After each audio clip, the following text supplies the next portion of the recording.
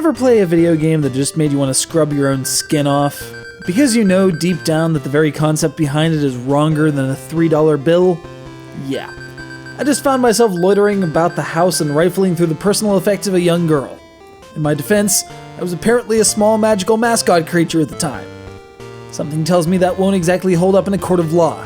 Or that my voyeurism, sponsored in this case by Felicity in Worcestershire, but don't hold that against her, probably won't make for riveting footage in any case. So in lieu of passing through the break with actual gameplay from Cardcaptor Sakura Itsumo Sakura-chan to Issho, here's a game of Reversi that's included on the cart just for intermission's sake. We'll get to actual franchise characters at some later time, after I've contacted my representation, who may or may not be Dr. Nightmare. Attorney at law! By the way, I totally won. Anyway, the quote-unquote gameplay sees the player as Koro-chan, the orangish thing in the corner there, trying to figure out where in this house Sakura is, if she is around at all, and talking to her, which advances the plot through a number of stories. As is befitting the name, the ultimate goal is to capture cards, funny enough, because of reasons that aren't immediately apparent if you haven't watched the anime. But did I mention that it's Strange Anime License Friday? Because it totally is. Anyway, here's where the strangeness kicks in.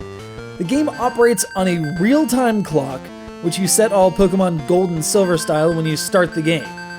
And to encounter Sakura and advance the story, you need to speak with her at the correct times. You might have to check back with her at a later time, like hours later. Real hours later. So how the hell are you supposed to tell when to look for her? Well, it's all included in this little mini-guide what comes with the game, and details all of these event times in excruciatingly fine print. And to kill time between those events, there's, pancakes.